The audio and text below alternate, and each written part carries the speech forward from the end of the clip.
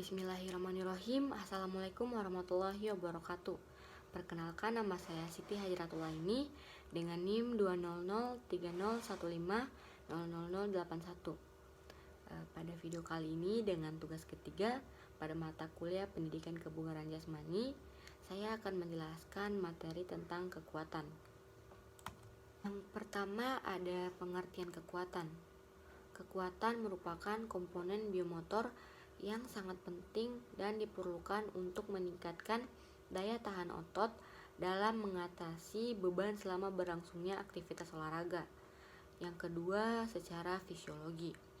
Kekuatan adalah kemampuan neuromuskuler untuk mengatasi tahanan beban luar dan beban dalam. Yang kedua, manfaat latihan kekuatan. Ada 5 manfaat latihan kekuatan. Yang pertama, meningkatkan kemampuan otot dan jaringan. Yang kedua, mengurangi dan menghindari terjadinya cedera. Yang ketiga, meningkatkan prestasi. Yang keempat, terapi dan rehabilitasi cedera dan otot. Dan yang terakhir, membantu dalam penguasaan teknik. Kekuatan harus diberikan pada awal latihan sebagai pondasi dalam membentuk komponen biomotor yang lain. Melalui latihan kekuatan yang benar akan berpengaruh terhadap peningkatan komponen biomotor yang lain, diantaranya kecepatan, ketahanan otot, koordinasi, explosive power, kelentukan, dan ketangkasan. Latihan kekuatan juga mengakibatkan adanya perubahan, yaitu hipertrofi otot, perubahan biokimia otot, komposisi tubuh, dan fleksibilitas. Selanjutnya yang ketiga yaitu tingkat kekuatan dipengaruhi oleh yang pertama, panjang pendeknya otot, besar kecilnya otot, jauh dekatnya titik beban dengan titik tumpu, tingkat kelelahan, dominasi jenis otot merah atau putih, potensi otot, pemanfaatan potensi otot, dan kemampuan kontraksi otot. Yang keempat, macam-macam kekuatan. Yang pertama, kekuatan umum. Kekuatan umum adalah kontraksi seluruh sistem otot dalam mengatasi tahanan atau beban. Kekuatan umum merupakan dasar yang melandasi seluruh program latihan kekuatan, sehingga dilatihkan pada periodisasi persiapan awal. Yang kedua, kekuatan khusus. Kekuatan khusus adalah kemampuan sekelompok otot yang diperlukan dalam aktivitas cabang olahraga tertentu, yaitu seperti silat.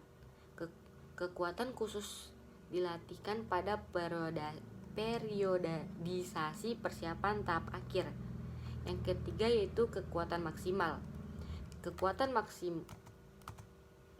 maksimal kemampuan otot atau sekelompok otot untuk melawan atau mengangkat beban secara maksimal dalam satu kali angkat. Kekuatan maksimal sangat diperlukan dalam cabang olahraga silat. Cara meningkatkan kekuatan maksimal dapat dilakukan dengan 2 metode. Yang pertama yaitu metode hipertrofi dan metode neural. Adapun ciri dari metode latihan tersebut adalah seperti tabel berikut. Metode hipertrofi, bebas latihan yaitu 40% sampai dengan 80% dari 1 RM. Sedangkan metode neural, bebas latihannya yaitu 70% sampai dengan 110% dari 1 RM.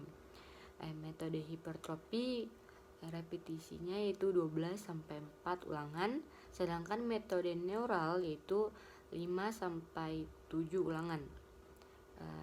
Sedangkan yang irama, metode hipertrofi yaitu iramanya lambat irama, sedangkan metode neural dengan irama cepat. Selanjutnya, kekuatan ketahanan. Kekuatan ketahanan adalah kemampuan otot atau sekelompok otot untuk mengatasi tahanan atau beban dalam jangka waktu yang relatif lama. Ciri dari latihan kekuatan ketahanan adalah bebas latihan 30% sampai 60% dari 1 RM, repetisi 8 sampai 14 ulangan, dan iramanya yaitu cepat sampai tergesa. Selanjutnya, kekuatan kecepatan.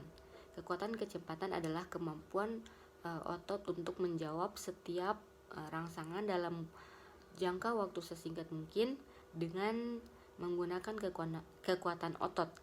Adapun ciri dari latihan kekuatan kecepatan adalah bebas latihan 30% sampai dengan 60% dari 1 RM, repetisi 18 sampai 14 ulangan.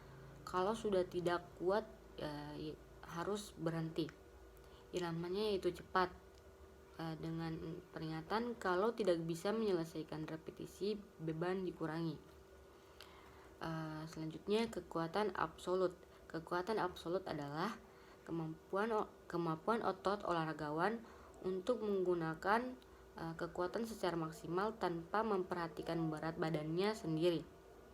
Yang terakhir, kekuatan relatif. Kekuatan relatif adalah hasil dari kekuatan absolut dibagi berat badan. Kekuatan relatif merupakan kekuatan yang diperlukan dalam cabang olahraga pencaksilat. Oleh karena itu, penentuan kelas dalam cabang olahraga pencaksilat ditentukan oleh berat badan. Yang kelima, aturan atau hukuman latihan kekuatan. Ada 7 aturan atau hukuman latihan kekuatan. Yang pertama, sebelum mengembangkan kekuatan, kembangkan lebih dulu fleksibilitas. Yang kedua, sebelum mengembangkan kekuatan otot, kembangkan ligamen dan tendon terlebih dahulu. Yang ketiga, latihan dimulai dengan kelompok otot statis ke dinamis. Yang keempat, dahulukan kelompok otot besar ke otot yang kecil. Yang kelima, kembangkan dulu stabilizer sebelum prime mover. Yang keenam, mulai dengan trunk muscle ke bagian lateral. Yang terakhir, yang ketujuh, mulai dengan pemanasan yang cukup dan diakhiri dengan cooling down. Hal penting yang perlu diperhatikan dalam melatih komponen kekuatan bagi pesilat. Yang pertama, jumlah set yang harus dilakukan antara 2 sampai 4 set setiap satu sesi atau unit latihan. Yang kedua, jumlah repetisi untuk setiap set sekitar 8 sampai 12 kali. Jika latihan dengan intensitas submaksimal. Yang ketiga, intensitas latihan untuk pemula dimulai dari intensitas rendah sampai menengah, kira-kira 60% dari RM. Yang keempat, irama latihan disesuaikan dengan beban yang harus diatasi. Semakin berat beban yang diangkat, iramanya semakin lambat. Sebaliknya, semakin ringan beban yang diangkat, iramanya semakin cepat. Yang kelima, frekuensi latihan 3 kali per minggu. Yang terakhir, waktu istirahat disesuaikan dengan kondisi pertandingan. Dalam pencaksilat, recovery antara fight rata-rata 5 sampai 10 detik dengan interval antara babak selama 60 detik. Untuk itu, waktu recovery pada latihan kekuatan antara 15 sampai 20 detik. Waktu interval antara 70 sampai 80 detik. Baik, cukup sekian penjelasan dari saya tentang materi kekuatan pada tugas ketiga. Saya akhiri, wassalamualaikum warahmatullahi wabarakatuh.